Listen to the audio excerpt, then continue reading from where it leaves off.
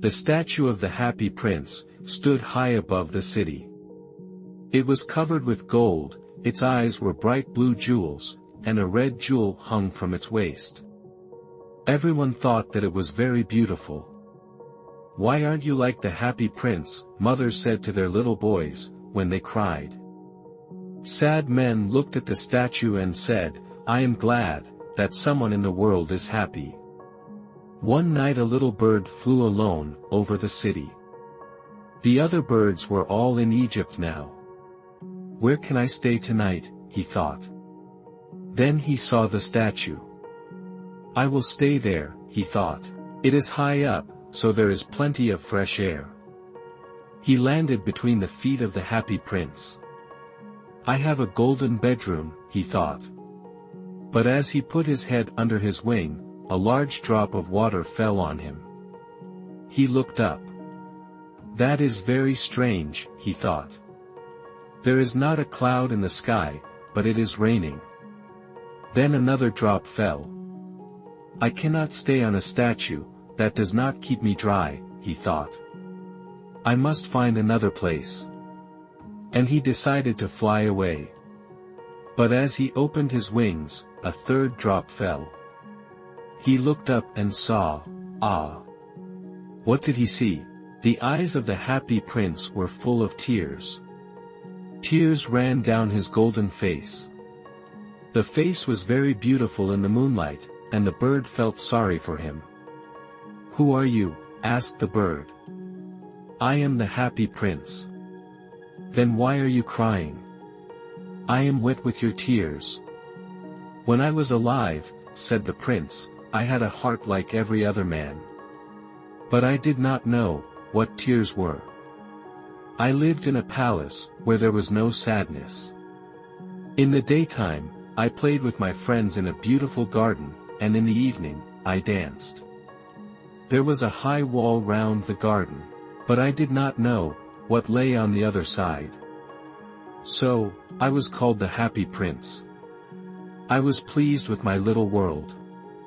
Now, I am dead, and they have put me up here. I can see all the unhappiness of my city. My heart now is made of a cheap metal. But even that, poor heart can feel, and so I cry." "Oh," said the bird to himself, "he is not all gold, he is only gold on the outside." "Far away from here," said the happy prince in a low voice, "there is a poor house in a little street. Through an open window, I can see a woman at a table. Her face is very thin and she has rough, red hands. She is making a dress, for one of the queen's ladies, for a dance in the palace. Her little boy is lying on a bed, in the corner of the room. He is very ill. He is crying, because she can only give him water from the river. Little bird, will you take my red jewel to her?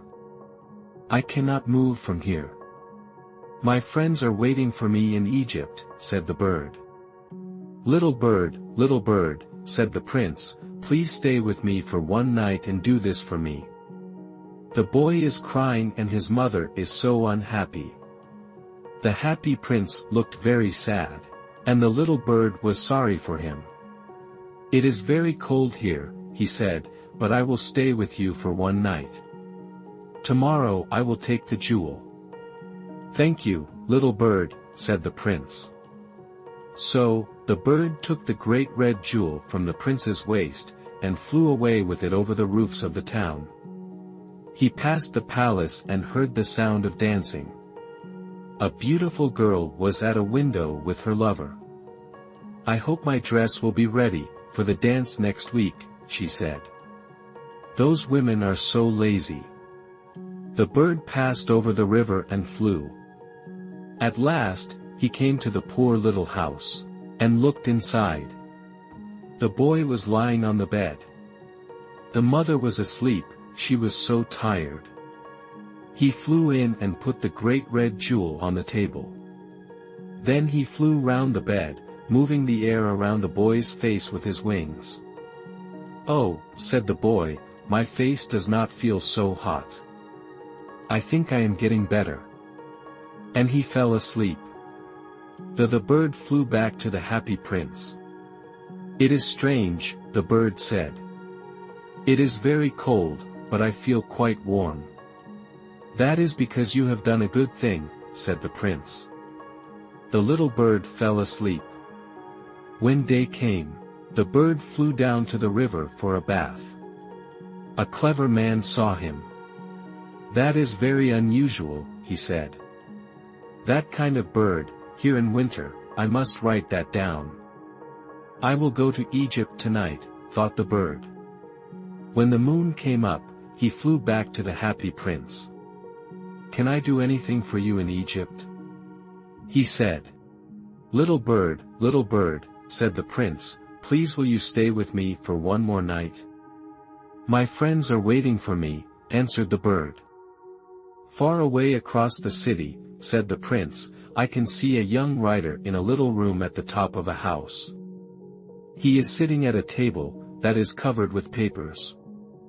At his side, there are some dead flowers. He is trying to finish a story. But he is very cold and he cannot write. There is no fire in the room, and he is weak and hungry. I will wait with you for one more night," said the bird kindly. "What shall I take to him?" "Take him one of my eyes," said the prince. "They are made of beautiful blue stones from India. The young man can sell it and buy wood and food. He can finish his story." "Take out your eye, dear prince," said the bird. "I cannot do that," and he began to cry. "Do it," said the prince. So the bird took out the prince's eye, and flew away to the young man's room. It was easy to get in, because there was a hole in the roof. The young man was sitting with his head in his hands, so he did not hear the bird's wings. When he looked up, a beautiful blue jewel was lying on the dead flowers. "Someone likes my stories," he cried happily. "This is a gift from someone who has read my books. Now I can finish writing this story." On the next day, the bird flew down to the river. He watched the seamen working on the ships. "I am going to Egypt," he cried, but no one listened to him. When the moon came up, he flew back to the happy prince. "I have come to say goodbye to you," he said. Little bird," said the prince, "please will you stay with me for one more night?" "It is winter," answered the bird. "The snow will soon come. In Egypt, the sun is warm and the trees are green. Dear prince, I must leave you, but I will never forget you. A little girl is standing there in the square below. She is selling eggs. Her eggs have fallen on the ground and they are broken. She has no money to take home. Her father will hit her. Take out my other eye and give it to her." "I will stay with you for one more night," said the bird, "but I cannot take out your other eye. You will not be able to see." "Do it," said the prince. So, the bird took out the prince's other eye, and flew down with it. He flew to the girl, and put the jewel in her hand. "This is a beautiful piece of glass," cried the little girl. She ran home, laughing. Then the bird flew back to the prince. "You cannot see now," he said. "So I will stay with you." "No," said the poor prince, "you must go to Egypt." "I will stay with you," repeated the bird, and he slept at the prince's feet. The next day he stayed with the prince. He told the prince stories about the strange lands that he knew. "Dear little bird," said the prince, "you are telling me about strange and wonderful things, but the suffering of men and women is stranger than anything. Fly over my city, little bird. Tell me what you see there." So the bird flew over the great city. He saw the rich eating and drinking in their beautiful houses. He saw the poor people sitting at the gate. He flew into the dark streets, and saw the white faces of hungry children with sad eyes. Under a bridge, 2 little boys were lying close together to keep warm. "We are so hungry," they said. "You cannot lie there," shouted the guard. Then the bird flew back and told the prince.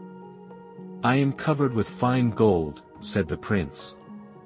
"Take it off, piece by piece, and give it to my poor people." The bird pulled off the gold, until the happy prince looked gray and ugly. The bird took the gold to the poor, and the children's faces became brighter. "We have bread now," they cried. Then the snow came. Ice followed the snow, and hung down from the roofs of the houses. Everyone wore thick coats. The little bird became colder. He did not leave the prince, because he loved him too much. But he was dying. "Goodbye, dear prince," he said.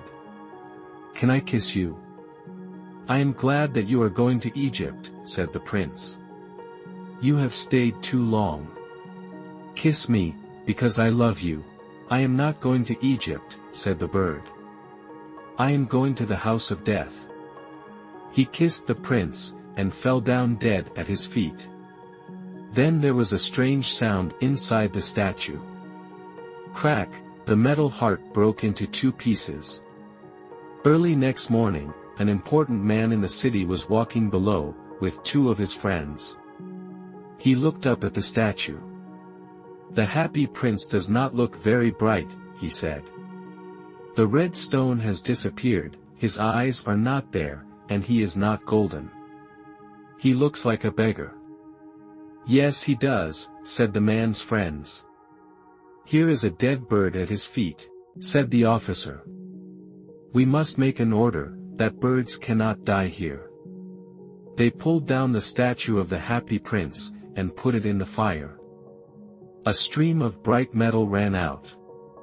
"This is strange," said the workman. "This broken piece in the middle of the statue has stayed hard. We must throw it away." So they threw it away with the dead bird. God said to his servants, "Bring me the 2 best things in the city." They brought him the broken heart and the dead bird. "Yes, you have brought the right things," God said.